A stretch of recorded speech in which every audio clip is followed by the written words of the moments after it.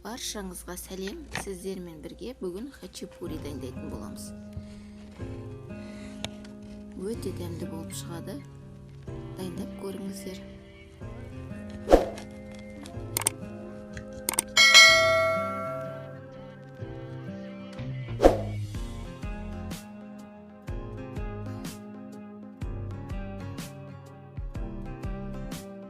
Бізге керекті: 1 стакан айран қосамыз,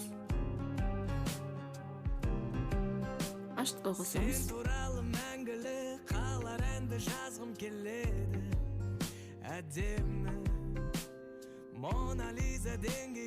1 шай қасық тұз қосамыз, 1 шай қасық қант қосамыз,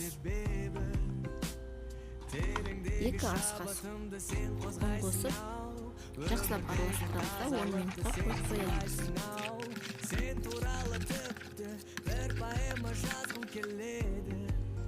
Ары қарай ұнымызды електеніп өткізіп, жұмсақ қамыр илейміз.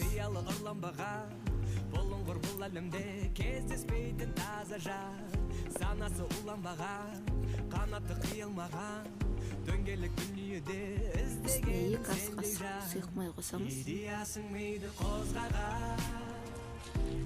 Ары қарай қамыр илейміз. Қамырымыз дайын болды.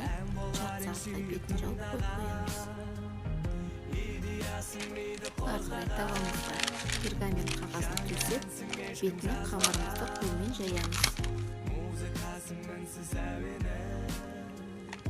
Ары қарай күштен өткен сиырымызды саламыз.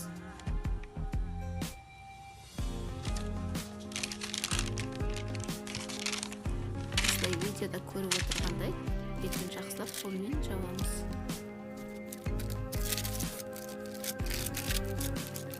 Қамырымызды жақсылап қолмен жайып, бетіне жұмыртқаның сарыбызын жағамыз. Бетіне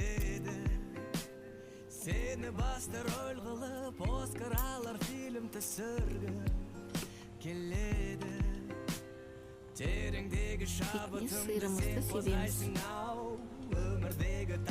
180 градуста 40-45 минут пісіріп аламыз. Хачапурimiz дайын болды.